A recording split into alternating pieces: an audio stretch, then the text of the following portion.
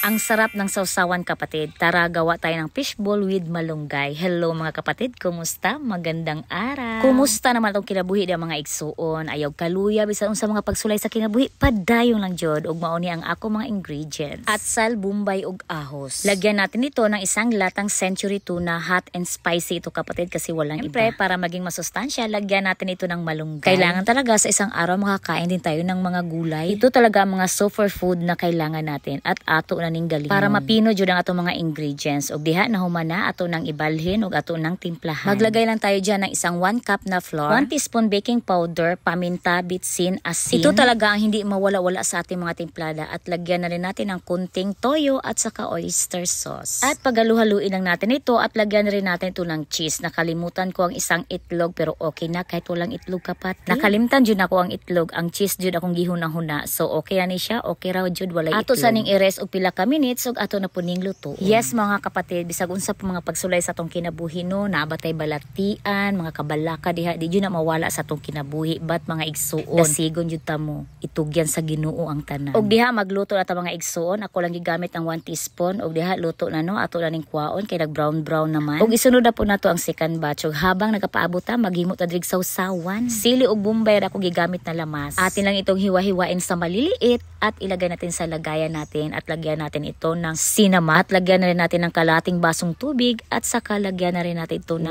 1 tablespoon na sugar. At paghalu-haluin lang natin ito at ilagay natin sa baso para mas madali lang isawsaw natin mamaya. Haluin lang talaga natin para ang sugar ma-dissolve at dito ato na ning i-prepare ato ang fishball, ibutan to sa stick. Yes, by the way mga igsuono, nako i-share sa inyo, nako nakita na video na nagsangyaw siya ba, nag-street preaching sa kadalanan, isa siya ka foreigner. Giparok jud siya og bag sa usa ka estudyante. Og diri ato nang tilawan mga igsuon, excited na jud ko kung unsa jud ang lasa ani og ganahan ba jud ko sa sausawan. Mga igsuon, first time na ko nagbuhat og ani na sausawan. Tan-aw na to, itandi na to kung asa ba ang lami sa ketchup ba o kani. So in fairness mga igsuon no, lami jud ni siya kaning gibuhat ako na sausawan kaysa na mga ketchup diha.